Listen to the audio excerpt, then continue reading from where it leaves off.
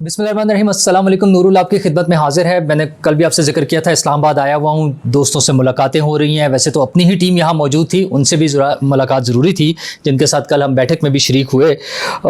यहाँ पे जो खबरें चल रही हैं उसके अलावा वो तो वज़ीर आज़म के लिए हैं कि कौन वज़ीर आज़म बनेगा, और वो जो नाम हम पहले से सुनते आए थे उसमें बड़ी तब्दीली आ रही है और बिल्कुल डिफरेंट नाम है, और एक ही कैटेगरी में से सारे नाम होंगे। वो कौन होंगे और इलेक्शन कब होंगे? नून लीग की तारीख अलग है और पीपल्स पार्टी की तारीख अलग है, लेकिन उससे पहले जरूरी है वो 3 या 4 सवालात जिसमें कप्तान ढेर हो गया, और फिर एतराफ़े जुर्म और धमकियां एज यूजुअल जो इमरान खान साहब का अंदाज है उसी के मुताबिक चीज़ें चली। जब इमरान खान साहब की पेशी हुई JIT में, वो शामिल तफ्तीश तो हो गए हैं। अच्छा, उसमें उनका ख्याल यह कि वो शामिल तफ्तीश होने के बाद उनकी गिरफ्तारी के खतरे टल गए हैं,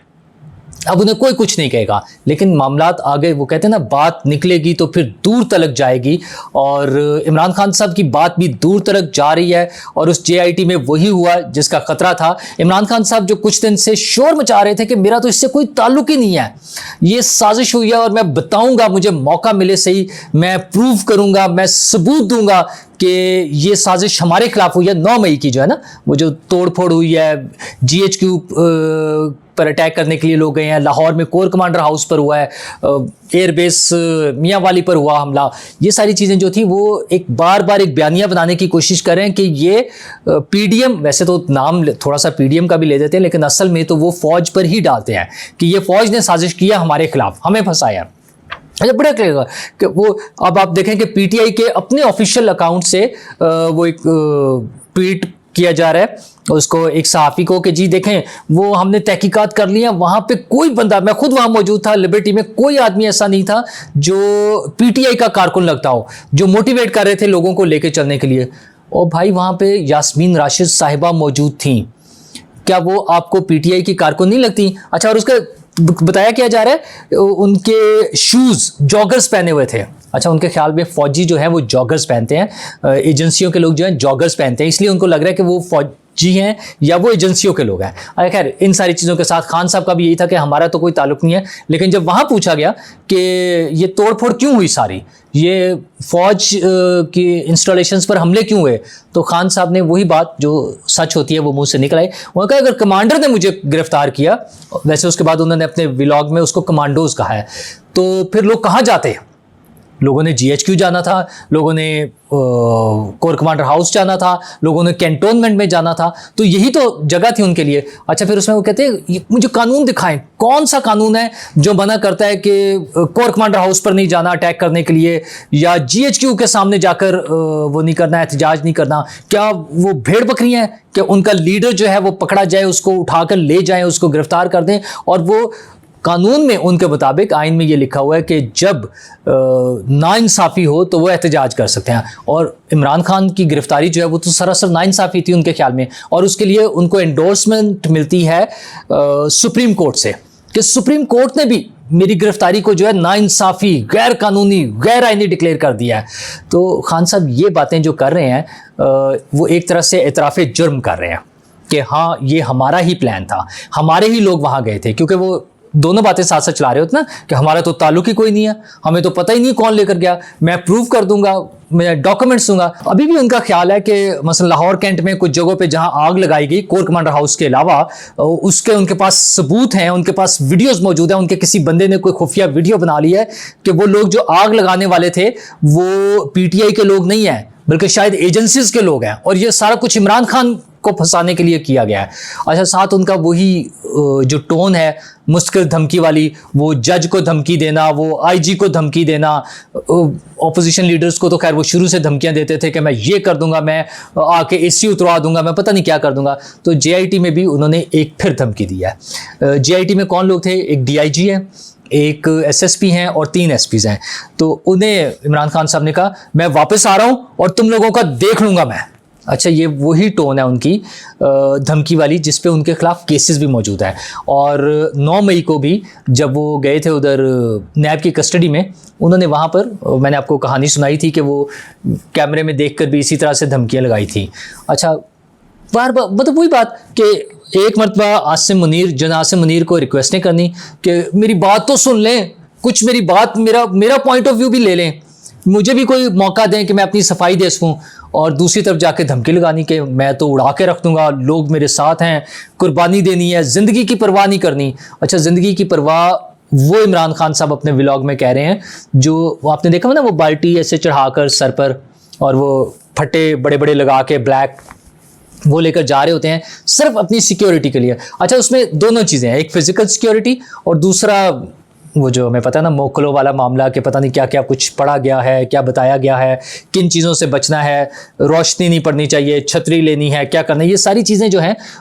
एक मिक्सचर के तौर पे वो लेकर साथ साथ चल रहे हैं। अच्छा, ये सारी चीज़ें से बड़ा वाज़ेह ये हो रहा है कि अब इमरान खान साहब का बचना मुश्किल है। ये 9 मई वाले केस में भी जिस तरह से वो शामिल हुए हैं और जो उन्होंने बयानात दे दिए हैं, अच्छा वहाँ पर JIT में, चूँकि उन्हें पता था कि ये सारी चीज़ों की रिकॉर्डिंग भी हो रही है, ये सारी चीज़ रिकॉर्ड पर होगी, तो इसलिए बाहर आकर उन्होंने अपने अगले व्लॉग में ये सारी बातें खुलकर बता दी हैं, क्योंकि बजाय इसके कि बाद में वहाँ से आ जाती हैं कि क्या कह रहे हैं, तो उन्होंने अभी से वो उसके बेस बनाने वाला, वही रजी दादा साहब वाली बात कि लम्हे मौजूद में जो जुर्म ये कर रहे होते हैं उसका इल्ज़ाम दूसरों पर लगा रहे होते हैं, तो अपने झूठ को छुपाने के लिए कोई ना कोई कहानी तो घड़नी होती है उन्होंने। अच्छा, और उसकी सबसे आसान तरीका क्या होता है कि पहले से शोर मचाना शुरू कर दो, और हर दफ़ा जब जाना हो मुझे तो गिरफ्तार कर लेंगे, कि जब भी गिरफ्तार करें वो पहले से वीडियो मौजूद हो, मैं मुझ पर कातलाना हमला हो रहा है, मैंने वो लोगों के नाम बताकर और वीडियो रिकॉर्ड कर बाहर कहीं रख दिया, छुपा दिया, संभाल लिया कि जब भी वक्त आएगा वो दे देंगे। अच्छा, फिर जब हमला,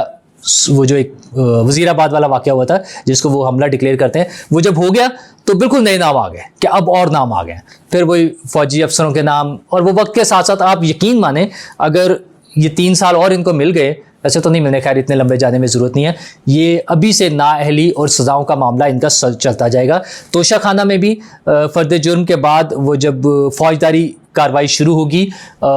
उसमें भी थोड़ा सा टाइम लग जाएगा, मे बी 1 से 2 माह लग जाएं, लेकिन उनकी सज़ा, उनकी नाअहली, ये कंफर्म चीज़ें हैं। अच्छा, और यही चीज़ हमें इलेक्शन के हवाले से भी नज़र आ रही है कि इलेक्शन में जो डिले आ रहा है, एक्सपेक्टेड है अभी तक ना, वैसे तो कुछ लोग कह रहे हैं कि अक्टूबर नवंबर में इलेक्शन हो जाने चाहिए, लेकिन जो डिले आ रहा है वो प्रॉब्ली इमरान खान साहब की वजह से है, क्योंकि ज़ाहिर है कुछ लोग चाहते हैं कि इमरान खान साहब इस सारे सीन से, पॉलिटिकल सीन से आउट हों, वो नाअहल भी हों, उन्हें सज़ा भी हो चुकी हो और उनके कैंडिडेट्स भी ना हों। अगरचे उसका बंदोबस्त भी मौजूद है कि जो थोड़े बहुत होंगे वो शाह महमूद कुरैशी साहब उसको लीड कर रहे होंगे, और वो ग्रुप कहीं पर काम भी आएगा, प्रेशर ग्रुप के तौर पे, बाकी जमातों के साथ डील करने के तौर पे, जो भी होगा वो एक जितना भी ग्रुप बचेगा वो काम आ जाएगा। तो इमरान खान साहब की नाअहली तक, उनकी टोटल पॉलिटिकल एलिमिनेशन तक इलेक्शन की अनाउंसमेंट भी नहीं होनी, मुझे तो नहीं लगता कि अनाउंसमेंट हो सकेगी। और उसमें आप देख लें कि दोनों पार्टियां, जो बड़ी पार्टियां हैं, नून लीग और पीपल्स पार्टी, वो अभी तक सेम पेज पर नहीं है। अब पीपल्स पार्टी का जो व्यू आ रहा है वो ये है कि शायद इलेक्शन हो जाने चाहिए अक्टूबर में, मतलब अपने वक्त पे असम्बलियाँ टूटे 12 अगस्त को, और 12 अक्टूबर तक 60 डेज में इलेक्शन हो जाए। नून लीग का ख्याल है कि 2-3 दिन पहले असम्बलियाँ तोड़ दी जाएं और उसके बाद 3 महीने का टाइम मिल जाए। अच्छा, कुछ और लोगों का ख्याल है कि असम्बलियाँ जब मर्जी तोड़ें, इंटरिम गवर्नमेंट का जो सेटअप है वो ज़रा लंबे अरसे के लिए चले, और उस चीज़ को सपोर्ट करने के लिए जो हमारा IMF का मुआहिदा हुआ है, ये जो स्टैंड बाई एग्रीमेंट हमें मिला है, इंसेंटिव मिला है या अरेंजमेंट मिला है, स्टैंड बाई अरेंजमेंट, वो उनके अपनी लॉज के मुताबिक 3 महीने से लेकर 36 मंथ्स तक का होता है। तो हमारे लिए 9 महीने वाला स्टैंड बाई अरेंजमेंट का मतलब यह है कि तकरीबन 9 महीने तक ये वाला सेटअप चले, और जो उनके रिक्वायरमेंट्स हैं, जो उनके साथ कमिटमेंट्स हैं, जो हमारे एग्रीमेंट्स हो रहे हैं, उसको पूरा किया जाए। कल वज़ीर आज़म ने भी जब मुलाकात की उनके नुमाइंदे से, तो उसमें यही बात हुई है कि अब मौजूदा हुकूमत, मौजूदा वज़ीर आज़म जो है वो कमिटेड हैं चीज़ों को पूरा करने के लिए। उन्होंने कहा हम हुकूमत तो तब्दील हो जाएगी लेकिन आपकी कमिटमेंट्स पूरी होंगी। तो कमिटमेंट्स तभी पूरी हो सकती हैं कि यही जब इंटरिम गवर्नमेंट आए बस वो चली जाए, वो अपना टाइम 9 महीने का पूरा कर दे। तो उस सूरत में तकरीबन अक्टूबर नवंबर तक ये बात, मार्च अप्रैल तक कम से कम ये बात चली जाती है। तो मार्च अप्रैल तक चलाने के लिए फिर कौन हो सकता है? फिर वो जो इतने सारे नाम डिस्कस होते रहे हैं, वो गौहर एजाज साहब का नाम आ जाता है, पहले मियाँ आमिर साहब का नाम भी आया, मोहसिन बेग साहब का नाम भी चला किसी ज़माने में, मोहसिन नकवी साहब का नाम बड़ा इफ़ेक्टिव है, बड़ा स्ट्रॉन्ग एक नाम है। अच्छा, इमरान शफकत साहब कहते हैं कि वो गोरे चिट्टे होंगे, लंबे से होंगे, एक ऐसे कैंडिडेट होंगे, गौहर भट्ट साहब कहते हैं नहीं वो ज़रा सांवले से रंग के होंगे और उनके डिफरेंट कैंडिडेट हैं, लेकिन लग ये रहा है कि अब जो भी कैंडिडेट होंगे वो इकोनॉमी के बैकग्राउंड के साथ होंगे, क्योंकि हमने इकोनॉमी के फ्रंट पे लड़ना है और आईएमएफ के साथ जो कमिटमेंट्स हैं वो पूरी करनी है। तो उसमें फिर जो नाम रह जाते हैं वो थोड़ा शॉर्ट लिस्ट हो जाते हैं। पहले आयशा गौस पाशा साहिबा का नाम आया कि वो हो सकती हैं, फिर हफीज़ शेख साहब एक स्ट्रॉन्ग कैंडिडेट हैं, उनका नाम बड़ा लिया जाता है। वैसे तो रज़ा बाक़िर साहब का नाम भी आ रहा है और प्रॉब्ली इसी किस्म का ये जो 3 नाम हैं इन्हीं में से कोई एक नाम हो सकता है। कुछ दोस्त तो इसहाक डार साहब के नाम पर भी बड़े समझते हैं कि अगर सेटअप चलाना है और मौजूदा उसी के साथ चलाना है तो उनको ले लिया जाए, और कोई ज़रूरी नहीं है कि वो अगले सेटअप में इसी तरह से हो, वो बैक एंड पे बैठकर भी कंट्रोल कर सकते हैं चीज़ें, वो असिस्ट कर सकते हैं, वो गाइडलाइन दे सकते हैं। तो लेकिन चूँकि उनकी ज़रूरत होती है एक रेगुलर सेटअप में, मियाँ साहब का उन पर एक ट्रस्ट है, मियाँ साहब उनको साथ लेकर चलना चाह रहे होते हैं, तो उस हवाले से लगता है कि वो तो बाद में ही होंगे, अगले सेटअप में होंगे। तो मौजूदा सेटअप में ये 3 नाम जो हैं जो इकोनॉमी की बैकग्राउंड के साथ हैं, और या अगर इसके अलावा कोई शख्स आता है, इसके अलावा कोई नाम आता है तो वो भी कोई ऐसा ही नाम होगा जिसकी वर्ल्ड बैंक, आईएमएफ और ऐसे इदारों के साथ कोई अच्छी अंडरस्टैंडिंग हो, और इन इदारों को उनके साथ जो अपने एग्रीमेंट्स हैं, हमारे जो स्टैंड बाई अरेंजमेंट्स हैं, उनको लेकर आगे चल सकता हो। तो लेकिन ये सब चीज़ें तभी होंगी क्लियर कि कितने से क्लियर आना है जब ये हुकूमत ख़त्म हो जाएगी और सितंबर का महीना स्टार्ट हो जाएगा, क्योंकि सितंबर में कुछ लोगों ने जाना है, कुछ लोगों ने आना है। मतलब यह है कि कुछ रिटायर हो जाएंगे, कुछ चले जाएंगे, उनकी जगह नए लोग आ जाएंगे। अब मौजूदा हालात में सदर साहब का जाना तो एक और ही सूरत इख्तियार कर गया है। पहले तो ये था कि शायद इस असम्बली की मौजूदगी में ही सदर का इलेक्शन करा लिया जाए, लेकिन अब इस हवाले से बिल्कुल खामोशी है। तो क्या सिर्फ एक केयर टेकर कायम मकाम सदर आ जाएंगे या इनको आगे चलाया जाएगा? वैसे मौजूदा सदर जिस तरह से ताबेदारी के साथ चल रहे हैं, जितने अच्छे बच्चे बन के दिखा रहे हैं, उनकी ख्वाहिश है कि उन्हीं को चलाया जाए जब तक नई असम्बली आके तमाम असम्बलियाँ इकट्ठी नई आ जाएं और नया सेटअप बन जाए तो फिर हो जाए। उसमें लेट्स सी कि मौजूदा सदर चलते हैं या नहीं चलते, लेकिन उन सबसे ज़्यादा अहम मैं फिर दोहराऊंगा कि केयर टेकर गवर्नमेंट और वज़ीर आज़म है, क्योंकि वो नाम सामने आने पर पता चलेगा हमें कि ये सेटअप कितनी देर के लिए चलना है, और फिर हम दोबारा से एक आइनी और कानूनी जंग में चले जाएंगे। अदालतों में जाया जा रहा होगा, कुछ जगहों पर एहतजाज हो रहा होगा, कुछ मुमकिन है जो मेन स्टेक होल्डर पार्टीज़ हैं वो नाराज़ हो जाएं, उनके अपनी रिजर्वेशंस होंगी कि क्या होगा। लेकिन पाकिस्तान जैसे मुल्क में जहाँ पर हालात इंतहाई गंभीर हो चुके हुए हैं और जो गवर्नमेंट में शामिल जमातें हैं वो भी सेम पेज पर नहीं हैं, चीज़ों को उनके मंतकी अंजाम तक पहुंचाने के लिए, उनके हतमी शक्ल देने के लिए, चूँकि वो सेम पेज पर नहीं है, इसलिए ये चीज़ें इसी तरह से कन्फ्यूजन के साथ चलती रहेंगी और फिर डिसीजंस वही करेंगे जो हमेशा करते रहे हैं। उम्मीद हमें ये करनी चाहिए कि जो भी डिसीजंस हों, जो भी पार्टीज़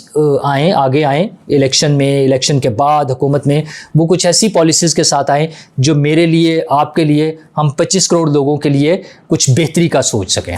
शुक्रिया।